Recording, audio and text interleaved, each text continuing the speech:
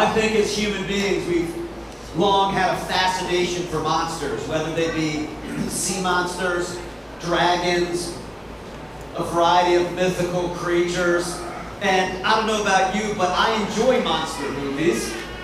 Anybody here ever watched a movie with a really cool monster in it before? Yeah. So I found a website that listed the top movie monsters of all time. All right, are you thinking about that? What are your favorite movie monsters? So turn to the person next to you and tell them your all-time favorite movie monster. I don't know. No idea.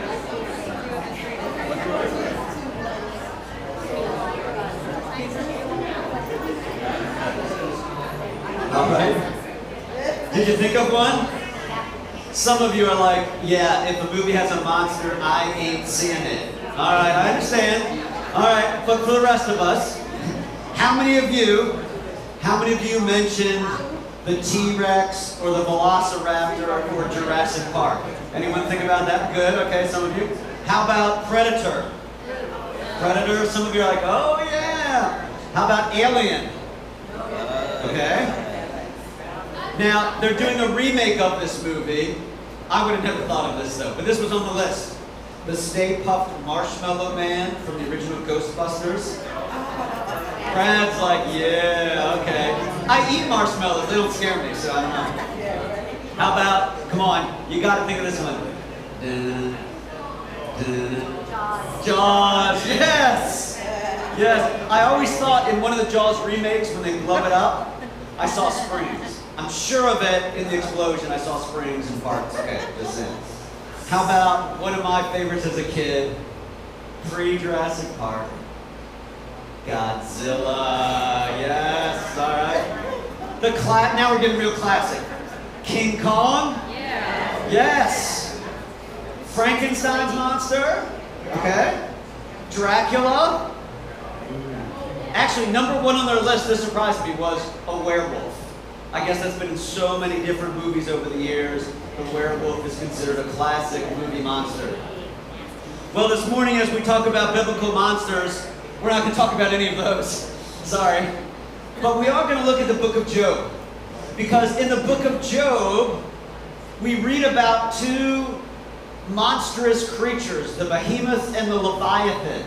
And they receive a lot of press in the book of Job. And it's a little bit curious, it's a little bit strange. It might be surprising that these two monstrous creatures are getting that much time in the Bible. Why in the world are they talked about? Why are they important? What's the deal with them? Well, to give you a little background, you need to understand that the book of Job is really a book of, we might call it epic poetry. It's not unlike Homer's The Iliad or the Odyssey. Some of you had to read that back in middle school or high school, all right? It sheds light on the epic battle between good and evil that goes on behind the scenes of our lives. And Job's story is a lot happens in Job's story.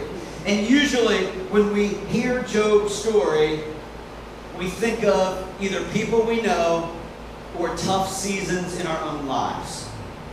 Because Job's story is a riches to rags to riches story. When we first are introduced to Job, the curtain kind of goes back and we find Job as this man who is eminently blessed by God. He is experiencing a life of success. If you attended the Church of Good Success, Job would be your model guy, all right? Everything was going well for Job. He experienced all the blessings you could think of. His family was well off financially. He had lots of kids. He had a good marriage. His fields, were good. His flocks were great. I mean, everything was going well for Job. But behind the scenes, God is basically convening court with the angels. And the villain shows up, Satan. And God says, I've been watching Job, and he is a man of honor. He is a man of integrity. He is a man of righteousness. And what I learned from the story of Job is, please God, don't ever say that about me. Because Satan says, well, God, of course he is. All you do is give him blessings. He's got it easy. Of course he's going to worship you. Of course he's going to praise you. Job is living the good and easy life. But I bet if you take away all those special blessings he has, I bet he won't love you anymore.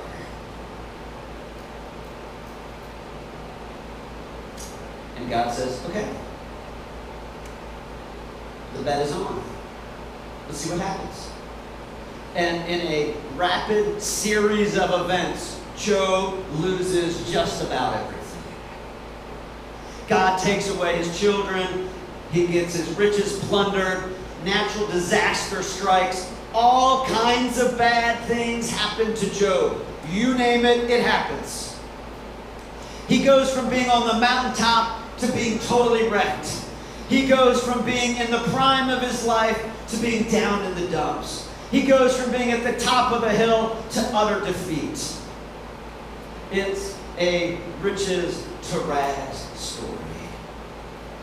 Job loses it all. It's tragic. And as you might imagine, Job is pretty discouraged. He gets pretty depressed. He gets pretty down from experiencing this. And we read in Job chapter 23, after his friends sit with him. How many of you know you need friends when the going gets rough?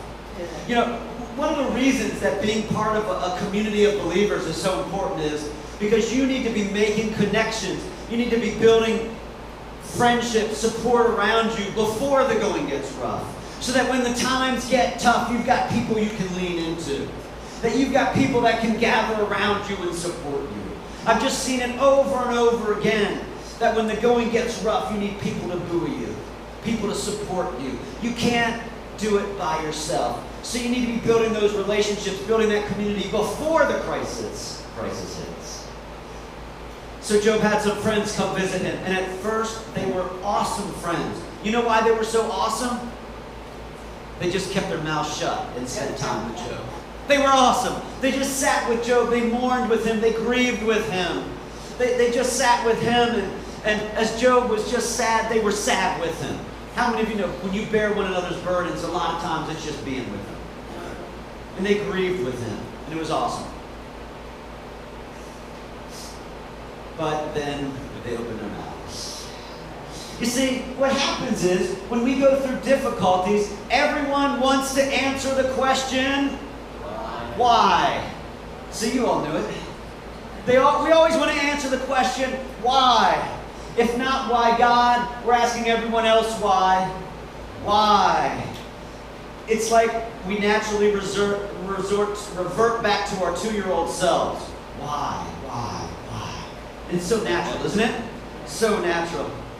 So Job's friends, they think they need to answer the question. I mean, they're pretty smart guys. They think they can answer the why question. That doesn't go so well. See, the problem is they're presuming to know stuff they don't know. See, when we're reading the book of Job, we've had the curtain drawn back into the spiritual realm to see what's going on behind the scenes. Job and his friends don't have that privilege. They're sitting like we are in the midst of difficulty and tragedy and trouble. They're sitting like we do, wondering what in the heaven's name is going on? What in the world is happening? They don't have the privilege of having that curtain pulled back. So they're in the midst of it. And when you're in the midst of it, folks, it's really hard to have a perspective. Really hard. And they give Job all kinds of bad explanations for what's going on. In fact, the prevailing worldview in that culture was, if you obeyed God, you were blessed. If you disobeyed God, you were punished. That was the prevailing worldview in that culture. So, if Job had bad things happen to him, it was because he was a bad guy. So Job, you used to be a good guy, but you must have really blew it. You must have sinned really badly. And you're so pompous and arrogant that you don't even know how. Just what Job needs to hear, right? But see, we've had the curtain pulled back. We know that's not what happened. It's just the opposite. Job's experiencing this tragedy because he was a good guy. Because there's a spiritual battle going on behind the scenes that they know nothing about.